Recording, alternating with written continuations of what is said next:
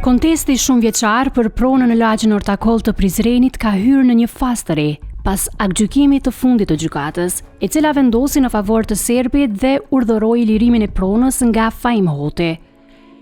Sipas vendimit, i padituri Fahim Hoti është detyruar që brenda 15 ditësh nga pranimi i aktgjykimit ta liroj pronën dhe t'i dorëzoj atë paditësit. Ky rast lidhet me një pronë për të cilën pretendohet se për vite me radhë është shfrytzuar pa bazë ligjore nga Fahim Hoti. Pas vendimit të fundit, pala paditëse, serbi Zoran Garic paralajmëron edhe hapa të rinj ligjor.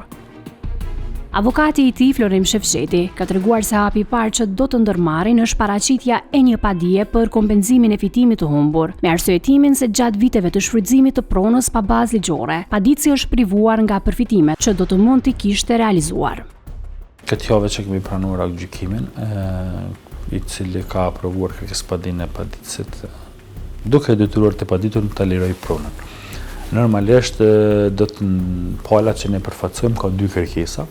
E para që të paraqes padi për kompenzimin e fitimit të humbur, që na kupton se gjithë ato vite që ka shfrytzuar i padituri pa bazë ligjore, me dokumente falsifikuara, duhet madje të njëjtën dyshuar që ka lëshuar edhe me qira. Tani paditësi kërkon që i paditurit t'ia paguaj fitimin e humbur pa mundësinë e shfrytëzimit të shtëpisë. Derisa hapi i dytë lidhet me paraqitjen e një kallëzimi penal për falsifikim të kontratës dhe përdorim të dokumentit të falsifikuar. Sipas palës paditëse, gjatë procedurës gjyqësore është realizuar një ekspertizë që ka konstatuar elemente të falsifikimit në dokumentacionin e përdorur në këtë rast. Kemi kërkesë nga pala që të paraqitet kallëzim penal për falsifikim të kontratës, që është pretenduar paraprakisht, dhe përdorim të dokumentit të falsifikuar, me që ekspertiza ka konstatuar që kjo është e falsifikuar. Këto normalisht janë dy hapat kryesor, pa eliminuar hapin e parë që duhet të bëhet lirimi i shtëpisë, sepse ashtu ka urdhëruar gjykata, në mënyrë që pranari ta shfrytëzojë, nëse për kaq vite është privuar nga shfrytëzimi i shtëpisë së tij. Sipas përfaqësuesve të paditësit Florim Shefqeti, gjatë kësaj periudhe, prona është përdorur nga i padituri, ndërsa dyshohet se ajo është dhënë me qira duke krijuar përfitime financiare. Por çka ndodh në këto raste kur edhe pas një afati ligjor të gjykatës shfrytëzohet prona nga i padituri, në këtë rast Fahim Hoti? Sipas ligjit normalisht ankesa ka efekt suspenziv.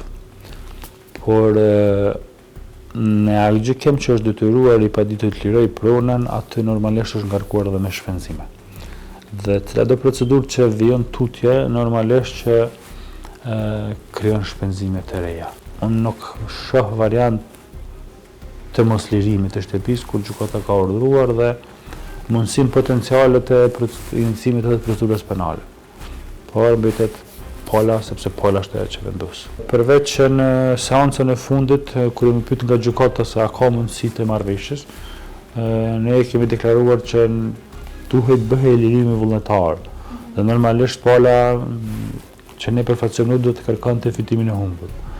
Sepse ka ndodhur çka ka ndodhur, sido që ka ndodhur, është situatë tjetër. Dërsa pala kundërshtare, sepse pala e paditur ka kërkuar që njihen shpenzimet që ka bërë në shtëpi, duke mos minusuar qirajat, gjë që ka qenë e papranueshme, e normalisht edhe shpenzimet janë me keqbesim. Shfrytëzimi ka qenë me keqbesim, shpenzimet nuk janë të domosdoshme, sepse ligji ka ndarë 3 lloj shpenzime, të domosdoshme, të luksit edhe të dobishme. Dhe normalisht vetëm shpenzimet të domosdoshme i njihen posëduesit me keqbesim. Ligji nuk janë jashtë shpenzimet të luksit dhe të dobishme, sepse konsiderohet që është me keqbesim. Prandaj do të procedohen procedura siç ka marrë. Në këtë histori përfshihen edhe blerës të pronës, të cilët në periudha të ndryshme kanë pretenduar të drejta mbi të, gjë që e ka komplikuar edhe më tej çështjen dhe ka çuar në procese të gjata gjyqësore.